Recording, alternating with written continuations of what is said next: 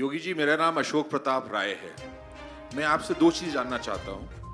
एक, जिस तरह की आपकी राजनीति है और जिस तरह की ओवैसी साहब की राजनीति है और दोनों तरफ के लोगों को भड़काने की राजनीति है, हमारा भारतवर्ष एक बहुत शांति प्रिय देश रहा है।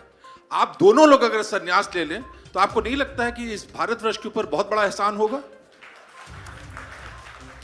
आपने बहुत अच्छी बात कही है। ये बात आप कश्मीर में जाके समझाते, आपको एक उपदेशक के रूप में हम लोग कश्मीर भेजते, बहुत अच्छा होता।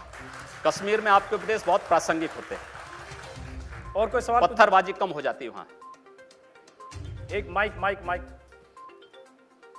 योगी जी, आपके और आपके प्रभाव से भय पे गोरखपुर के पास 5 जिले ऐसे हैं। कुशीनगर का हाल बिल्कुल बर्मा जैसा हो रहा है। मुसलमान वर्ग वहाँ सांस नहीं ले पाता है।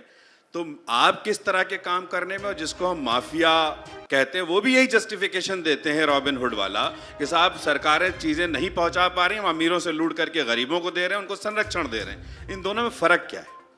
देखिए, कुशीनगर में जिस प्रकार के तत्व हैं, आपको मालूम है कि आईएस से जुड़े हुए तत्व भी कुशीनगर में पकड़े गए।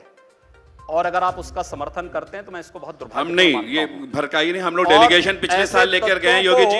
ऐसे गरीबों को, देखिए हम लोग वहां जा चुके हैं। ऐसे गरीब मुस्लिम परिवार बच्चों को कहीं से कोई निपटा जाना चाहिए। नहीं, गलत बात कर रहे हैं। मैं मैं कह रहा हूं ना, आप जो आदमी है वहां पर, जो मजलूम है वो आईएसआई नहीं हो सकता है। आप वहां पे पाकिस्तान का झंडा लहराएंगे, आप वहां पाकिस्तान का झंडा लहराएंगे तो इस चीज को कोई स्वीकार नहीं कर सकता। कोई नहीं स्वीकार कर सकता इस चीज को। एक मिनट बैठ जाइए। हाँ बताइए, बैठ के पूछिए। महाराज जी, मैं प्रदीप सिंह। भारतीय जनता पार्टी एक नारा दिया है कि भ्रष्टाचार और अपराधी मुक्त शासन देने का।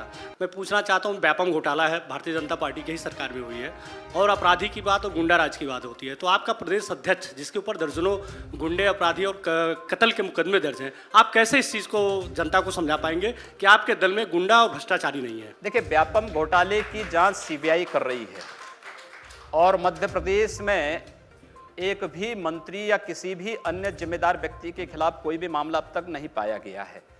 और सीबीआई को जांच करने दीजिए, जो दोषी पाया जाएगा, भारतीय जनता पार्टी इस बात के लिए संकल्पित है कि उसके खिलाफ कार्रवाई होगी।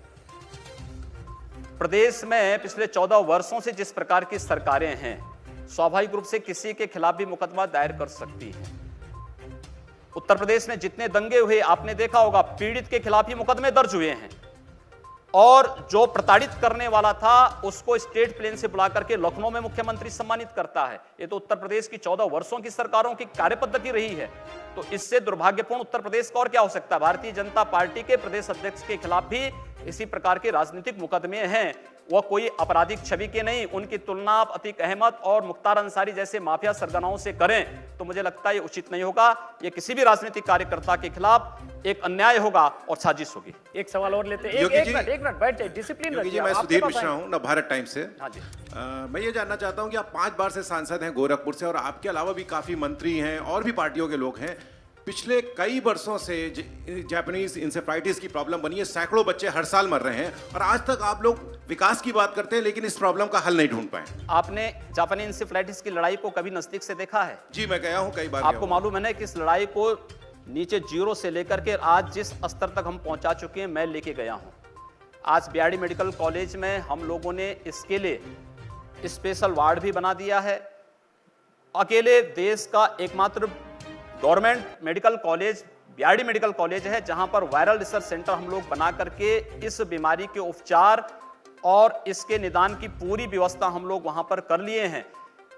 पहले ये जापानी इंसेफ्लाइटिस था, इस समय वह एक्यूट इंसेफ्लाइटिस है। अब जो मौतें हो रही हैं एक्यूट इंसेफ्लाइटिस से हो रही हैं, जापानी इंसेफ्लाइटिस से नहीं हो रही हैं।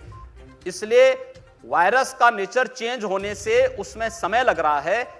गोरखपुर में एम्स इसीलिए हम लोग लेकर के गए हैं। मोदी जी ने एम्स गोरखपुर में इसीलिए दिया है कि ईस्टर्न यूपी के जो हमारे लगभग 8-10 ऐसे जिले हैं जो सर्वाधिक इससे प्रभावित हैं, वहां पर हम इस बीमारी के उपचार और इसके पूरे समूल इस बीमारी को पूरी तरह समाप्त करने की दिशा में प्रभावी कदम उठा सकें।